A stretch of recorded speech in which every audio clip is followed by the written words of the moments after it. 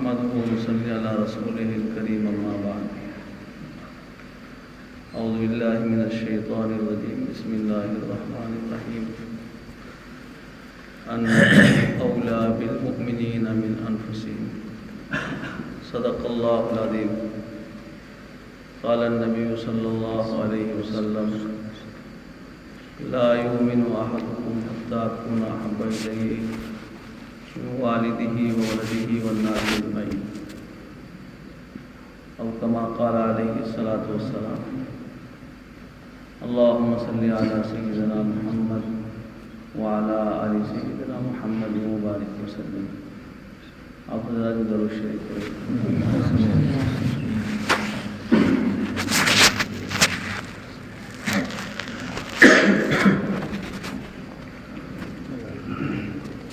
محترم حضرات،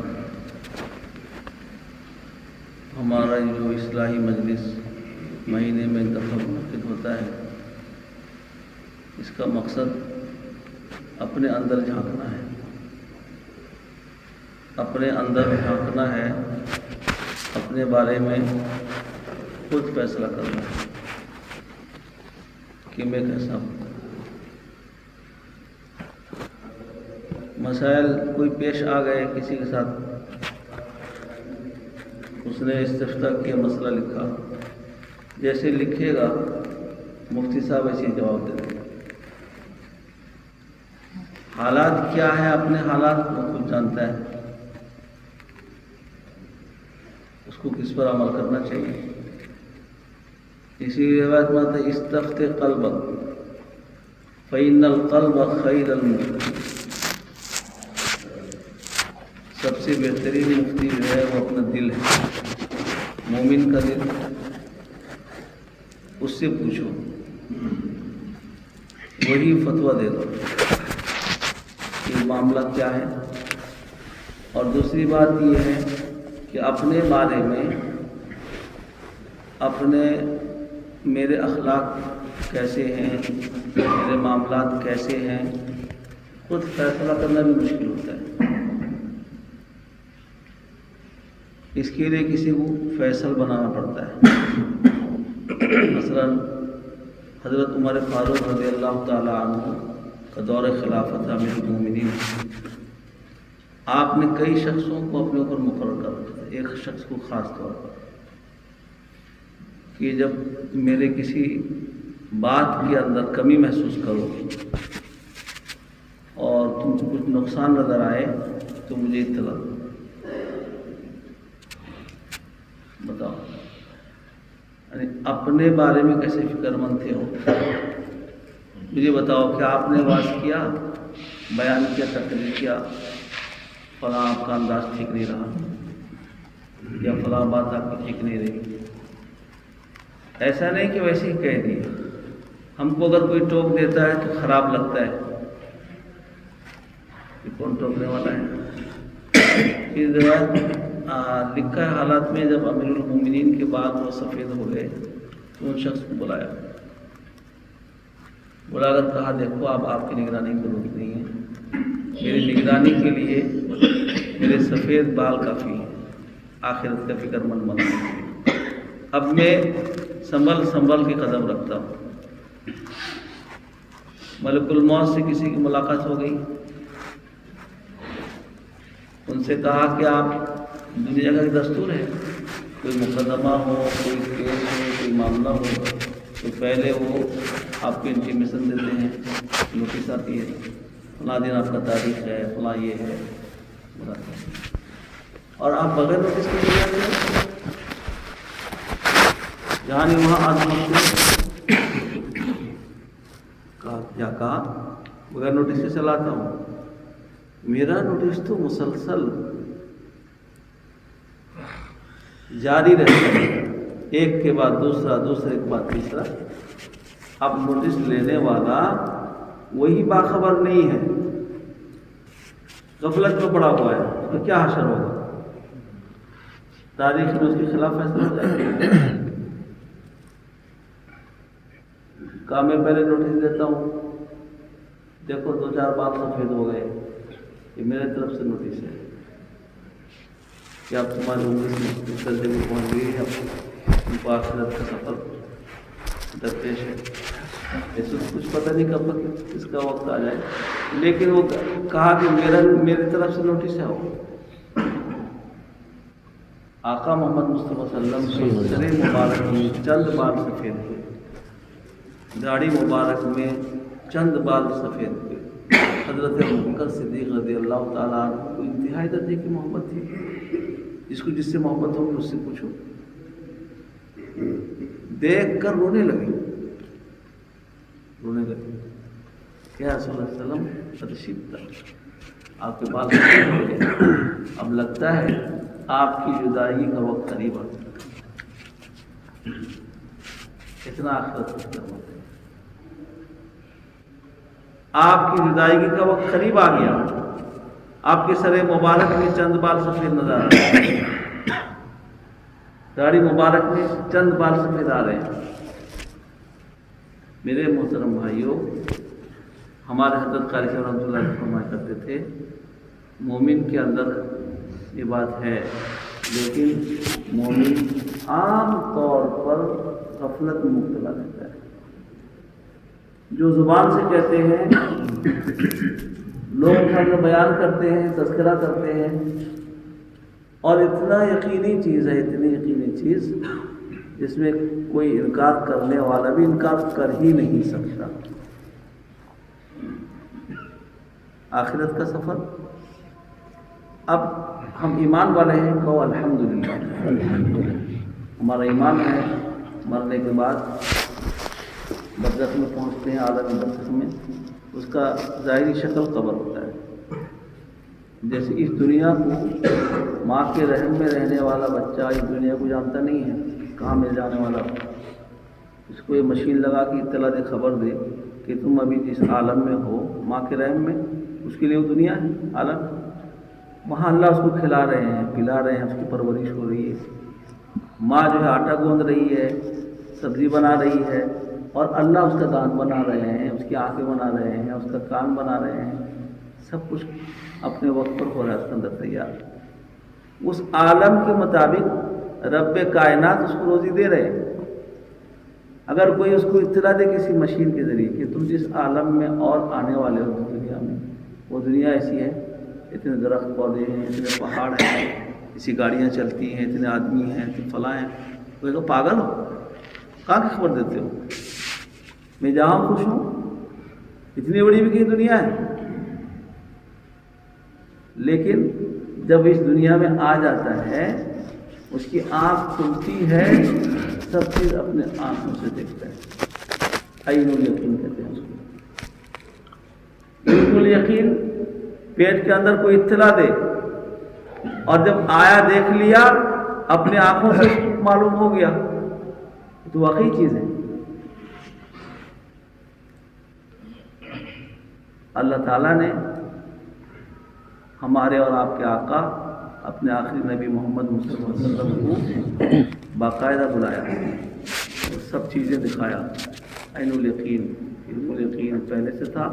عین الیقین سب، جہنم کا یہ اس طرح ہے، جنت اس طرح ہے، فلاں ایسے ہے، فلاں ایسے ہے، سب چیز اللہ نے دکھا دیا.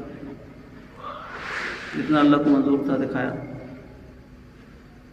آقا محمد مصطفیٰ صلی اللہ علیہ وسلم اسی لیے فرماتے ہیں کہ میں جو چیز اپنے آنکھوں سے دیکھ کر آیا اور جن جن چیزوں کو میں جانتا ہوں، اگر تم جان لو تمہاری رات کی نیند اڑ جائے، صبح کی نماز پڑھنا آسان ہو جائے.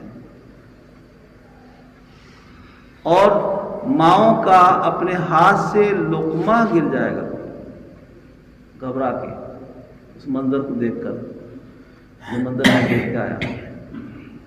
نیند بھی اڑ جائے گی، کھانا بھی کم ہو جائے گا.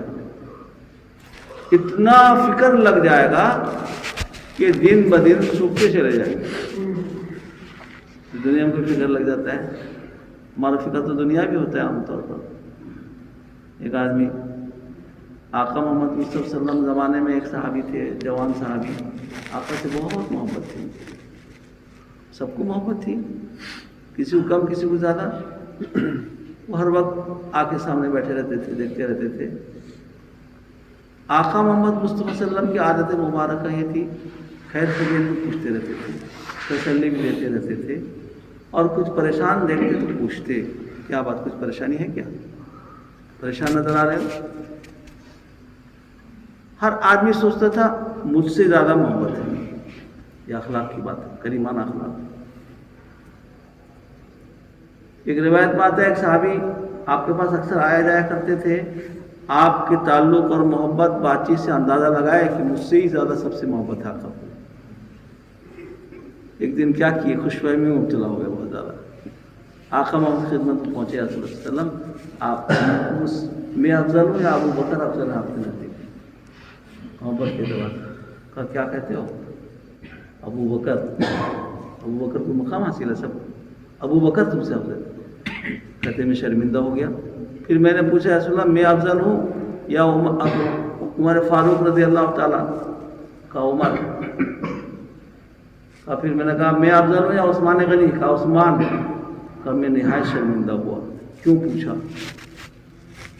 میں خوش فہمی میں مبتلا ہو گیا تھا آپ کے سلوک سے کہ آپ مجھ سے اتنی محبت کرتے ہیں تو میں لوگوں میں سب سے افضل ہوں، خوش فہمی میں مبتلا ہو گئے۔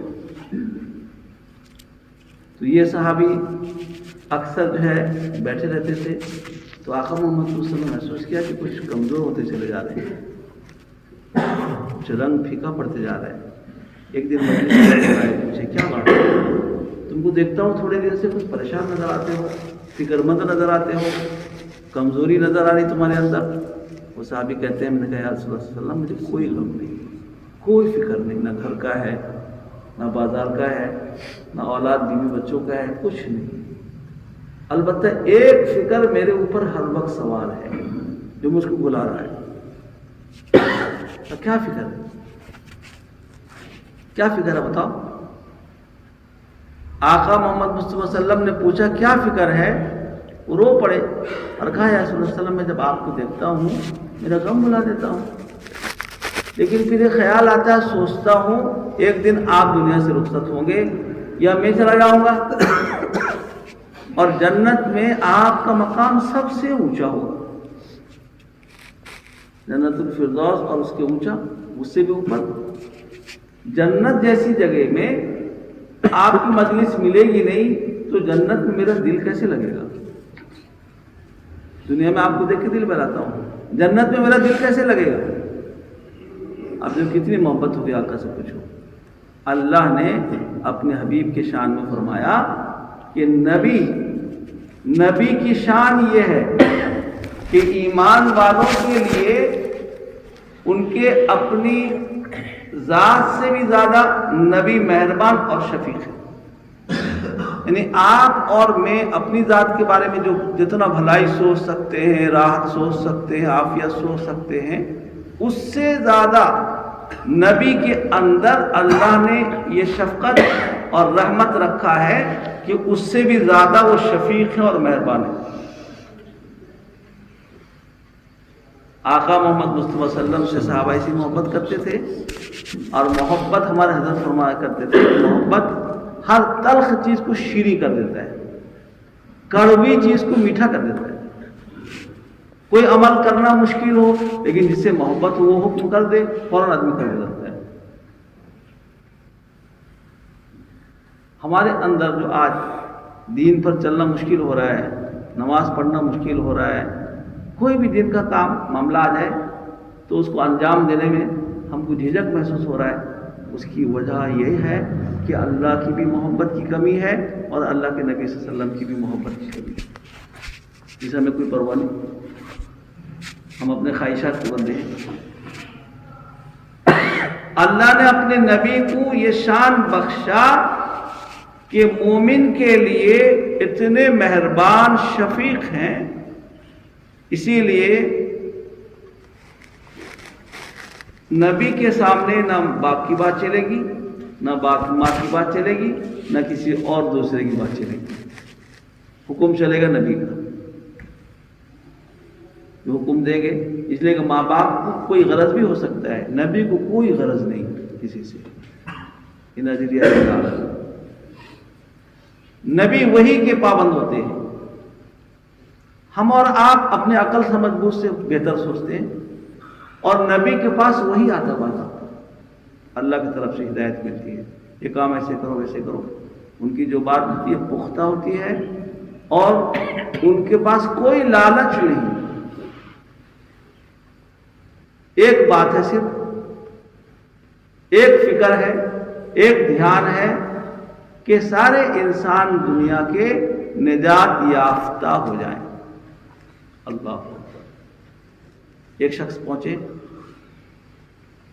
آقا محمد مصطفیٰ صلی اللہ علیہ وسلم کے پاس، صحابی کا فکر دیکھو، کیا رسول اللہ صلی اللہ علیہ وسلم نجات کا کیا راستہ بتا دیجیے، کون سا ایسا طریقہ ہے، کون سا راستہ ہے جس پر عمل کرنے سے نجات اور کامیابی ہو جائے آخرت میں۔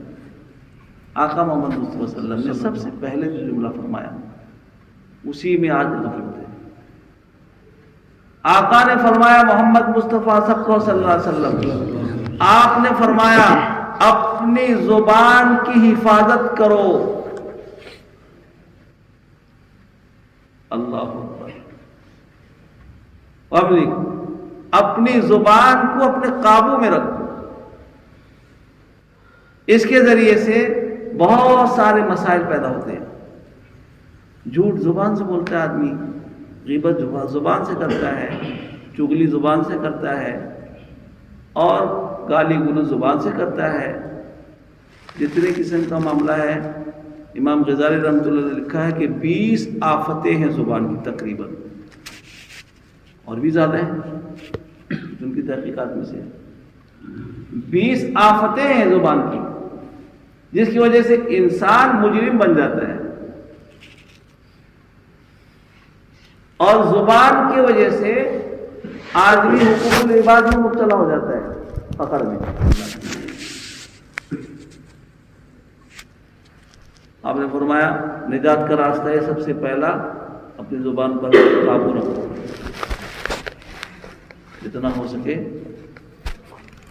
خیر کی بات ہو تو کرو، خیر کی بات نہیں ہے چپ رہو۔ ہمارے حضرت سے کسی نے پوچھا کہ حضرت کون سی بات کرنی چاہیے، کون سی بات نہیں کرنی چاہیے؟ کہا کہ بس یہ دیکھو دینی یا دنیاوی کوئی نفع ہے یا نہیں، ایسی بہترین بات دیکھو۔ ایک آدمی تاجر ہے، بیپاری ہے، دکان میں کھڑا ہے، کوئی گاہک آئے گا تو اس کے ساتھ بات کرنی پڑے گی، اس کو دنیاوی نفع ہے۔ اب عالم دین ہے یا دینی معلومات رکھتا ہے، کسی طرح کوئی آدمی اس کے پاس آیا، کچھ مسئلہ پوچھا، کوئی بات پوچھا، اس سے خیر کی بات، دین کی بات، دینی یا دنیاوی نفع ہو تو بات کرو، ورنہ اپنی زبان کو بند رکھو۔ اگر ذکر کی توفیق ہو تو کثرت سے ذکر کرو، جتنا ذکر کر سکو گے کرو۔ ہمارے حضرت فرمایا کرتے تھے کہ جنت میں جب جنتی پہنچ جائیں گے، وہاں کی ناز و نعمت، عیش و عشرت کا سامان، سب چیز دیکھ کے لوگ مست مگن ہوں گے، لیکن وہاں ایک چیز پر حسرت رہے گی دنیا کے اعتبار سے۔ وہ کیا؟ کہ دنیا میں جو وقت اللہ کے ذکر کے بغیر گزر گیا اس کی حسرت رہے گی۔ اس کے بارے میں ہمارے حضرت فرماتے تھے اللہ نے ذکر کو بہت آسان بنایا، بہت آسان، پاک ہو ناپاک ہو، وضو ہو بلا وضو ہو، کھڑا ہو لیٹا ہو بیٹھا ہو، ذکر کر سکتے اللہ تعالیٰ کا ہر حالت میں۔ لیکن ہمارے فرماتے تھے اس کے باوجود بہت سارے لوگ ایسے ہیں جن کو صبح سے شام تک، شام سے صبح تک ایک مرتبہ بھی اللہ کا نام لینا نصیب نہیں ہوتا ہے۔ تقدیر کیا چیز ہے؟ ایک دفعہ آقا محمد مصطفیٰ صلی اللہ علیہ وسلم تقدیر کے بارے میں سمجھا رہے تھے، بہت آسان۔ حضرت تھانوی رحمۃ اللہ لکھا ہے کہ تقدیر کا مسئلہ میرے لیے بہت آسان ہے، میرا شرع صدر ہے، کوئی الجھن نہیں اس میں۔ اب دیکھو آقا محمد مصطفیٰ صلی اللہ علیہ وسلم واضح فرما رہے تھے اور تقدیر کے بارے میں فرما رہے تھے، جس کی تقدیر میں ہوگا جنتی جنت میں جائے گا، جس کی تقدیر میں ہوگا جہنمی جہنم میں جائے گا۔ صحابہ رضی اللہ عنہ کی عادت مبارکہ میں ہر بات پوچھ لیا کرتے تھے. کسی نے پوچھا یا رسول اللہ صلی اللہ علیہ وسلم کہ جب ہمارا تقدیر میں جنتی ہے یا جہنم میں ہم کو معلوم نہیں، پھر جو نماز پڑھے نہ پڑھے برابر ہے؟ ایسا نہیں. پھر آپ نے پوچھا سب لوگ مسجد میں آ گئے؟ آپ نے پوچھا کہ سب لوگ مسجد میں آ گئے، نماز کا وقت قریب ہے؟ کہا کہ سب آ گئے. ایک آدمی بھی اس زمانے میں 100% نماز خیر القرون ہے، ایک آدمی بھی جماعت چھوڑ کے باہر نہیں رہتا تھا کہیں. سب آ گئے؟ کہا کہ سب آ گئے. کس چیز نے لایا تم؟ کہا کہ جب نماز کا وقت ہم پیشن ہو گئے، دل فکر مند ہو گیا، جلدی چلو نماز پڑھیں گے. کہا کہ یہی ہے اصل اس کا کہ جس کو اللہ چاہتے ہیں جنت میں بھیجنا، اس کو نماز کی بھی توفیق دیتے ہیں، روزے کی بھی توفیق دیتے ہیں، تلاوت کی بھی توفیق دیتے ہیں، ذکر کی بھی توفیق دیتے ہیں. سب کام کرنا اس کے لیے آسان ہو جاتا ہے. ہمیں کیا پتا کیا عمل کرتے ہیں؟ کچھ نہیں. کسی نے کسی بزرگ سے کسی نے پوچھا، کہا کہ میں جب اللہ تعالیٰ جب اللہ کے یہاں میرا تذکرہ ہوتا ہے، ذکر ہوتا ہے، میں جان لیتا ہوں، اور میرا عمل قابل ہے نہ قبول ہے نہ قبول وہ بھی میں جان لیتا ہوں. کسی نے پوچھا حضرت آپ کیسے جان لیتے ہیں؟ یقین کی بات ہے. یقین جیسا اپنا ہوگا ویسے اللہ کے عمل بھی پہنچے گا. کہا کیسے جان لیتے ہیں؟ کہا کہ دیکھو دنیا میں دستور ہے، جب کسی کے ہاں آپ 1 سے 2 بار جاؤ، 2 بار سے 3 بار جاؤ، وہ کہے گا آئیے بیٹھیے، پانی دے گا، چائے دے گا. معلوم ہوا کہ آپ اس کو پسند ہو، آپ کا جانا اس کو گوارا ہے، اچھا لگتا ہے، اسی لیے آپ کو آنے جانے دیتا ہے. نہیں تو کہہ دیتا اپنے یا دوسرے سے کہہ دیتا کہ اس کو ابھی دوبارہ ہمارے یہاں نظر نہ آئے، ہم کو ان سے تکلیف مت آؤ. کہا جب میں ظہر کی نماز پڑھ کے نکلتا ہوں اور جب عصر کی نماز پڑھنے مسجد آ جاتا ہوں تو میں سمجھ لیتا ہوں میرا مالک خالق و مالک میری ظہر کی نماز کو قبول کر لیا، اسی لیے پھر مجھے اپنے دربار میں حاضری کی توفیق دیا. ظہر کی نماز قبول ہو گئی. اور جب میں اللہ کا ذکر کرتا ہوں، لا الہ الا اللہ، اللہ اکبر، کچھ بھی کہتا ہوں کافی، اور اللہ کا اعلان ہے کہ جو میرا تذکرہ کہیں بھی کسی اعتبار سے کرتا ہے، میں اس کا تذکرہ فرشتوں کے سامنے کرتا ہوں. میرا یقین اتنا مضبوط ہے، جب مجھے اللہ کا نام لینا نصیب ہوا تو میں سمجھ لیتا ہوں کہ میرا اللہ میرا ذکر فرشتوں کے سامنے کر رہا ہے. اللہ کا اعلان ہے. یقین اتنا مضبوط ہونا چاہیے. اتنا آسان مسئلہ ہے کہ تقدیر کیا ہے؟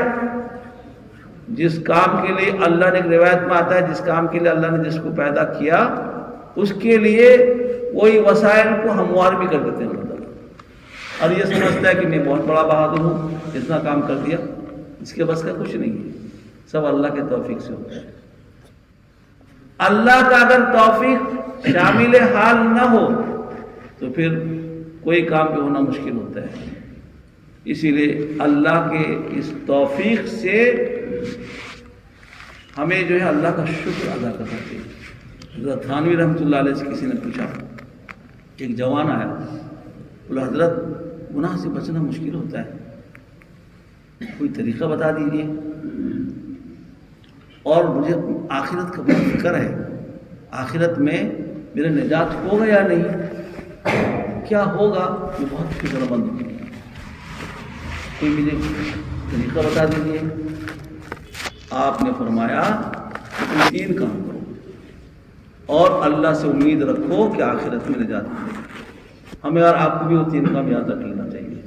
یقین پر دار و مدار اللہ کا معاملے کا، ہم جتنا گڑ یقین رکھیں گے سب معاملہ ہمارا بیکار ہو جائے گا. کا 3 کام کرو. ایک کو بتایا حضرت تھانوی رحمۃ اللہ علیہ نے کہ ہر فرض نماز کے بعد ربنا لا تزغ قلوبنا بعد إذ هديتنا وهب لنا من لدنك رحمة إنك أنت الوهاب. قرآن پاک کی آیت ہے، اس کو پڑھو 3 مرتبہ. ایمان سے تم محروم نہیں رہو انشاءاللہ، اللہ کی مدد رہے گی. ایمان تمہارا آخری وقت تک ایمان تمہارے ساتھ رہے گا. پہلی بات تو یہ ہے. دوسری بات یہ ہے کہ اللہ کے عطا کردہ ایمان پر اور کسی بھی نعمت پر شکر ادا کرو. الحمدللہ اللہ نے مجھے نماز کی توفیق دے دی، نماز پڑھ لیا. الحمدللہ اللہ کا ذکر کرنا نصیب ہو گیا. الحمدللہ اللہ نے مجھے صبح کا ناشتہ کھلایا. الحمدللہ اللہ نے مجھے دوپہر کا کھانا بھی کھلایا. اللہ کی ہر نعمت کا شکریہ ادا کرو. اور جو شکر ادا کرتا ہے اس سے دینے والا خوش ہو جاتا ہے. اللہ خوش ہو جائیں گے، خوش رہیں گے. اور تیسری بات فرمایا کہ نیک لوگوں کی صحبت اختیار کرو. یہ صفات آئیں گے اسی وقت جب تم نیک لوگوں کی صحبت میں بیٹھو گے، اٹھو گے، ان سے مشورہ لیتے رہو گے، تو یہ دعا ربنا لا تزغ قلوبنا بھی پڑھنا تمہیں وہیں سے ملے گا، اور شکر کی بھی کیفیت جو حاصل ہوگی وہیں سے ملے گا. اور نیک لوگوں کی صحبت میں اٹھنے بیٹھنے والا بدبخت اور شقی ہرگز نہیں ہوگا، وہ سعید ہوگا. سعید یعنی خوش نصیب ہوگا، جنت میں جانے والا. قربان جاؤ میرے آقا محمد مصطفیٰ صلی اللہ علیہ وسلم سے. وہ صحابی نے پوچھا یا رسول اللہ صلی اللہ علیہ وسلم، آپ جنت میں بہت اونچے مقام میں ہوں گے، اب دنیا میں آپ کو بغیر دیکھے ہم کو چین نہیں ملتا تھا، آپ کو دیکھ کے دل بہلاتے تھے، جنت میں دل کیسے لگے گا؟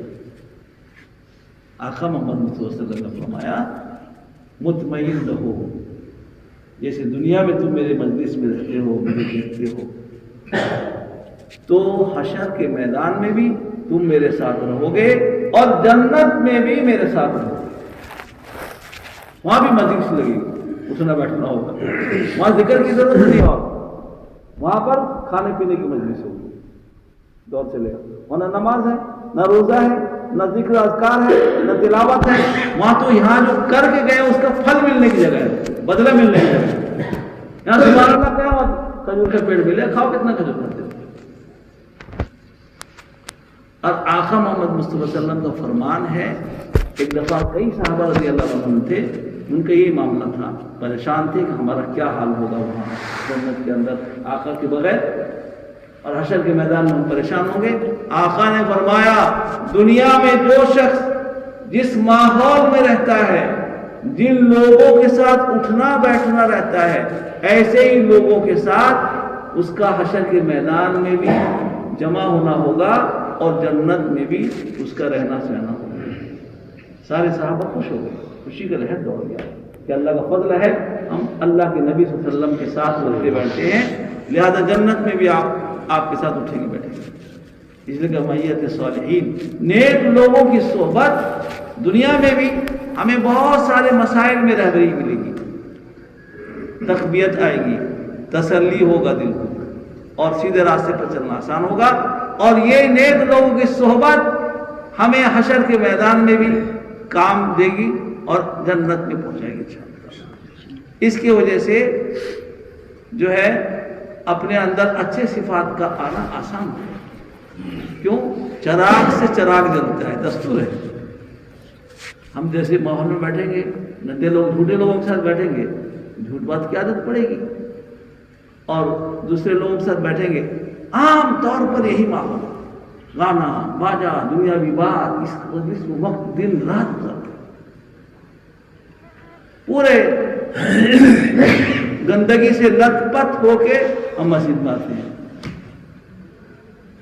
اس علماء نے لکھا ہے کہ اللہ حدیث شریف میں آتا ہے جب رمضان کا بابرکت مہینہ آتا ہے تو اللہ تعالیٰ اپنے بندوں کو روزہ رکھنا آسان کرنے کے لیے سرکش شیاطین کو بند کر دیتے ہیں، جکڑ دیتے ہیں، ان کو زنجیروں میں جکڑ کے سمندر میں ڈلوا دیتے ہیں. پھر کہا بہت سارے لوگ روزہ رکھتے ہیں رمضان میں، گناہ کا کام بھی کرتے ہیں. کہا کہ جو پورے سال گناہ کے عادی ہوتے ہیں، پورے سال غلط ماحول میں رہ کر ان کا دل اتنا پراگندہ ہو گیا ہوتا ہے کہ رمضان کے بابرکت مہینے کا کی پاکیزگی اور کے انوارات، اس کے برکات سے بھی وہ محروم رہتا ہے. پورے سال تو زندگی غلط پلت گزارا، کہاں توفیق ملے گی؟ ہیلے بہانے سے روزہ کھا لیتا ہے، ہیلے بہانے سے رمضان میں غلط ماحول میں وقت گزارتا ہے، اور جو لوگ کچھ نہ کچھ سال بھر میں خیال رکھتے ہیں ان کے لیے آسان ہو جاتا ہے روزہ رکھنا. تو میرے محترم بھائیوں، ہماری یہ مجلس جو ہے یہ اپنی اصلاح کا ہم کو فکر کرنا ہے کہ ہم کیسے ہیں. ہر آدمی اگر یہی فکر کرے گا تو بالکل ایسا ہوگا کہ پورا ماحول سونا ہو جائے گا. دوسرے کے عیب فوراً سوچے گا میں تو اس سے بھی خراب ہوں. وہ نماز نہیں پڑھتا ہے، میں تو اور بھی ضرور زیادہ کرتا ہوں، چوری ناری کرتا ہوں. میں اپنے بارے میں اتنا جانتا ہوں، دوسرے تھوڑی جانتے ہیں، نہیں جانتے. میری آنکھ گندی ہے، میری زبان گندی ہے، میرا کان گندا ہے، کیا کیا کرتا رہتا ہوں. یہ سب کچھ کرنے والا بھی اپنے آپ کو دوسرے سے اچھا سمجھتا ہے. اللہ اکبر. غلاظت سے بھرا ہوا ہے، گندگی سے بھرا ہوا ہے. وہ کیوں ہوتا ہے؟ اپنے اندر جھانکتا نہیں ہے. جھانک کیوں نصیب نہیں ہوتا ہے؟ نیک لوگوں کی صحبت اختیار نہیں کرتا ہے. اسی لیے اللہ تعالیٰ نے اپنے نبی کی شان میں فرمایا کہ نبی مومنین کے حق میں ان کی ذات سے بھی زیادہ مہربان اور شفیق ہیں. لہذا نبی کی بات کے سامنے کسی کی بات نہیں چلے گی. جب سنت معلوم ہو گیا، سنت اس پر عمل کرے. معلوم ہو گیا یہ فلاں، اس پر عمل کرے. اور آقا محمد مصطفیٰ صلی اللہ علیہ وسلم نے فرمایا دیکھو، جب ہماری بات پر، نبی کی بات پر عمل نہیں کرو گے اور نبی کی محبت سب محبتوں پر غالب نہیں آئے گی، تمہارا ایمان بھی ادھورا. اس وقت تک تمہارا ایمان ادھورا ہے جب تک تم اپنے والد، اولاد اور سارے انسانوں سے زیادہ نبی سے محبت نہیں کرو گے. جب نبی سے اتنی محبت ہوگی، دین پر چلنا آسان ہو جائے گا، نبی کی بات پر عمل کرنا آسان ہو جائے گا، سنت پر عمل کرنا آسان ہو جائے گا.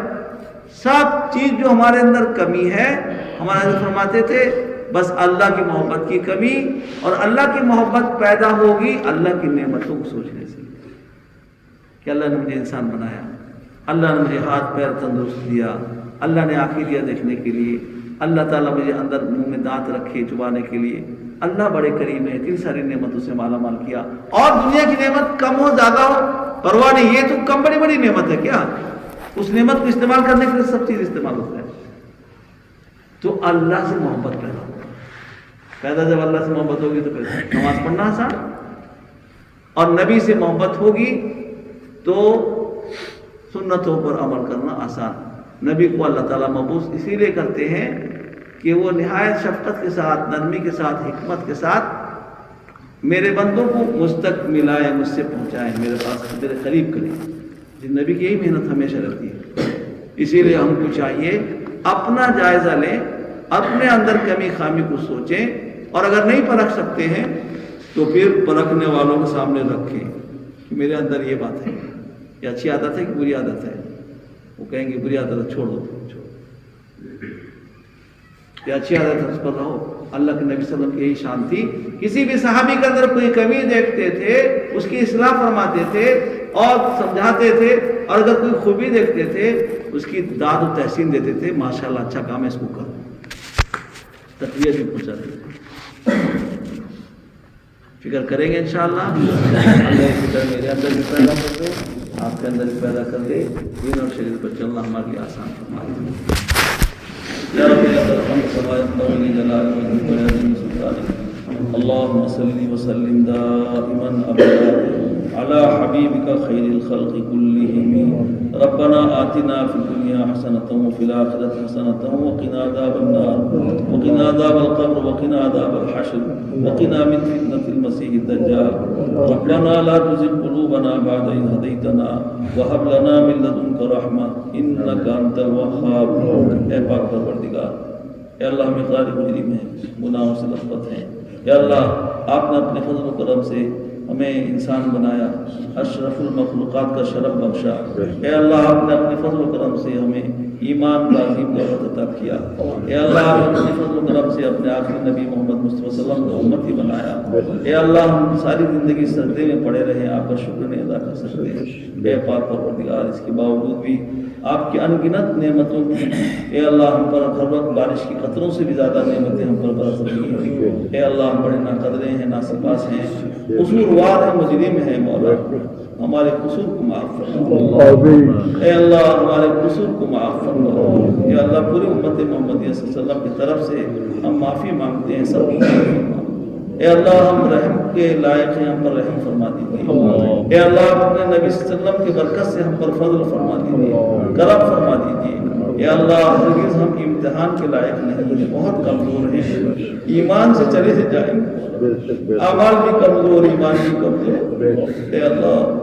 اے اللہ مقدار مجری میں ہمارے رسول اللہ، یا اللہ ہمیں مضبوط ایمان نصیب فرما، یا اللہ ہمیں یقین کامل نصیب فرما، یا اللہ ہمیں یقین صادق نصیب فرما، یا اللہ اپنی محبت اشد ہمیں عطا فرما، یا اللہ اپنے نبی صلی اللہ علیہ وسلم کی اتباع امت ہمیں نصیب فرما۔ اے اللہ اس مجلس کے اندر آپ کے نیک لوگ بھی موجود ہیں، علماء حفاظ بھی موجود ہیں، سفید بال والے، اے اللہ سفید داڑھی سر والے بال والے لوگ بھی موجود ہیں۔ اے اللہ ان میں سے کسی کا عمل آپ کو پسند ہو، کسی عمل پسندیدے کا ہم آپ کو حوالہ دیتے ہیں، مولا پر رحم فرما، معاف فرما، ہمیں اپنی محبت کا حشر عطا فرما، اپنے حبیب صلی اللہ علیہ وسلم کی اتباع الفت نصیب فرما۔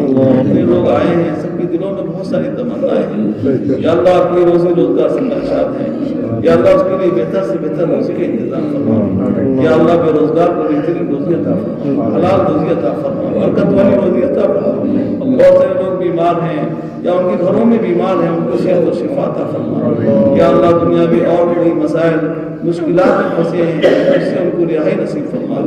بہت ساری تمنائیں دل میں لے کر آئے ہیں، یا اللہ سب کی تمناؤں کو آپ خوب جانتے ہیں، یا اللہ سب کے جائز دلی تمناؤں کو ہمارے اس مجلس کو قبول فرما، یا اللہ ہمارے لیے آخرت میں ذخیرہ بنا، یا اللہ ہم آپ کے نیک لوگوں کی نقل اس کو اثر سے بدل دے، یا اللہ ہمارے دل کی دنیا کو آباد کر دے، اپنی محبت سے آباد کر دے، یا اللہ ہماری